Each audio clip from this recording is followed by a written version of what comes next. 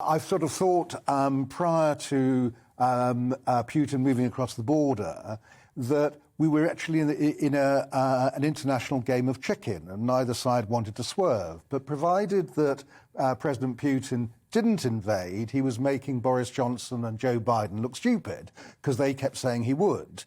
Now, this may not be exactly an invasion, but that's the kindest way you could actually put on this. But it is certainly a provocation. It is certainly an escalation. It is a crazy thing to do at a time like this.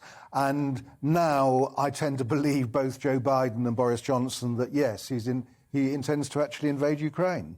Well, I agree with Nigel. I think this situation has become very scary very quickly and has really changed completely in the past 24 hours with this move by Putin to essentially recognise these states. I think, you know, it's very difficult, though, to know exactly how we should respond. It doesn't seem to me that the sanctions do go far enough and will be any deterrent. It just seems like further interference, really, in the situation. And we've been doing this for the past few weeks, and it hasn't prevented Putin from acting the way he has done over the course of the past 24 hours.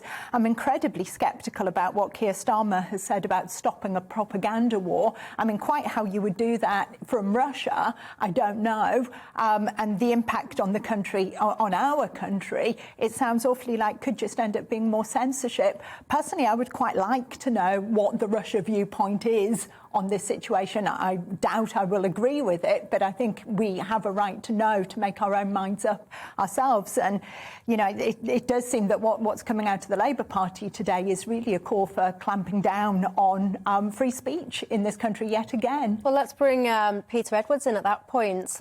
Keir Starmer is basically saying, you know, that these sanctions don't go far enough. I just mentioned, for example, closing down places, well, not closing down per se, but restricting access to things like Russia Today. Do you think we're going far enough in what you've seen today? I think Keir Starmer is right to make that point, but I'm also wary in a global emergency, which is what this is, not to get too bogged down in party political free-for-all. I think this is much bigger than that. I think there is a consensus, both in this studio and listening to your summaries across the bulletin, that the British government sanctions so far are inadequate, they're insufficient. So I'll just give you three things that I want to see. I want to see much tougher sanctions from the British government. They've only targeted 3 individuals and 5 banks so far. More on that. I want to see much closer working with our partners in the EU, both around sanctions in the banking infrastructure, but also about how we stabilise energy supply. And then, thirdly, thinking about our life in Britain, I think we've got to make clear to the many thousands of Russian and Ukrainian people who live and work and study in Britain that they're our friends. Our quarrel is with the Russian government. It's not with ordinary Russian folk living a decent life in this country.